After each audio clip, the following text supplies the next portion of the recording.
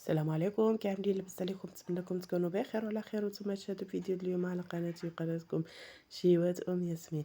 غنوجد معكم هاد الكيكه البنات اللي تجي مزيونه بزاف وخفيفه ومبرده صيفيه.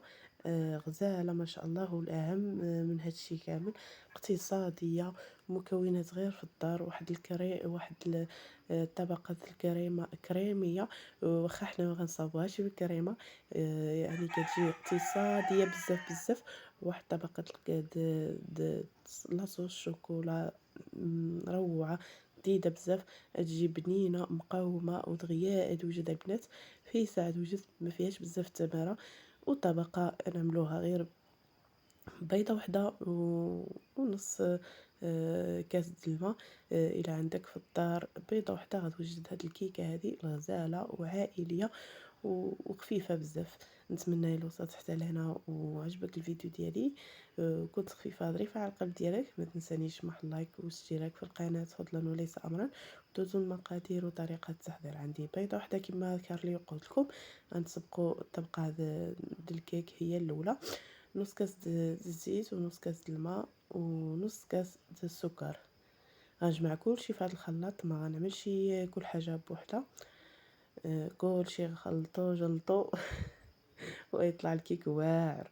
بلا هذيك كترات دايرين بيضه بوحدها ودايرين السكر بوحدو ودايرين جمع كلشي في هذا الخلاط اللي صراحه الله اللي ما عندوش هذا الخلاط في الكوزينه راه ما عنده والو. درت واحد نص معلقه د الفاني وجوج معالق عامرين مزيان د الكاكاو وسبعة د المعالق عامرين مزيان د الطحين د الفارينه د الفرص. سبعة د المعالق عامرين مزيان. هاد المكونات غنعملوهم في مره ونوضو نايضين كما قلت لكم. واحد الخماره وفي الجنيب نصاوبوا واحد نص معلقه د نص معلقه د الخل. راني مروحه البنات نتخنق من ملي كنكون نهضر. الله يجيب الشفاء للجميع وسمحوا لي وصافي. من بعد ما طحنت هادشي مزيان ونيشان المول ديالو، ما غنضيف لا دقيق ولا والو. المقادير راكم شفتوا مقادير مضبوطه وباينه. وغير عملوا هاد المقادير هادو خليوها خفيفه هيدا وغيطلع معكم الكيك مزيون وخفيف كيف ما طلع لي انا. غينجح معكم حتى نتوما.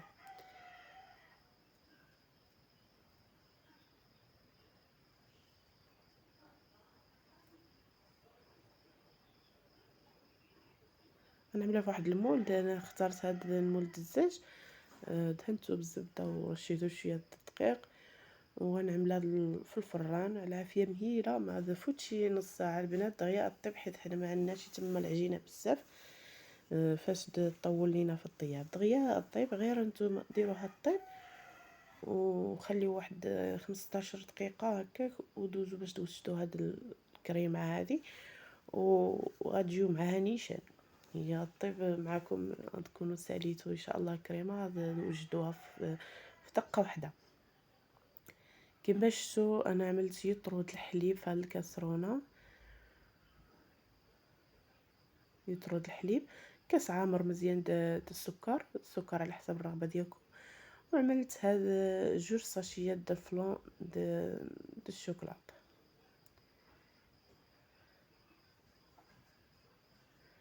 عملت 4 د المعالق عامرين مزيان د دقيق الفارينه دقيق الفرص. ما نعملوش النشا.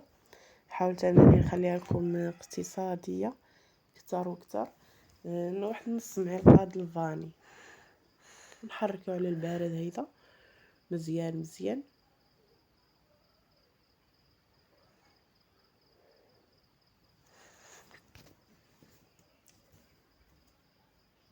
وندوزو باش نحطوها على البوطه العافيه متوسطه وحنا نحركو. ما نحيدوش يدينا من الخليط، نخليوه وحنا نحركو حتى يولي لنا على هذا القوام هذا ويبدا يغلي.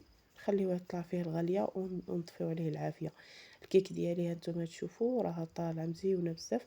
جات هشيشه وطايبه على خطره يعني وناجحه. نكب هذاك الخليط مباشره على الكيك ديالي. وإلا بغيتوها كنتو عندكم الوقت تعملوا الكيك يبرد في الفريكو في الكونجيلاتور، عاد كبوا عليه الخليط. راه نفس اصلا هذيك الكريمه اللي وجدنا راه دغيا تجمع راسها دغيا تجمد، راه نفس القوام غيجيكم، يا عملتوه يبرد يا سخون هيداك الكيك.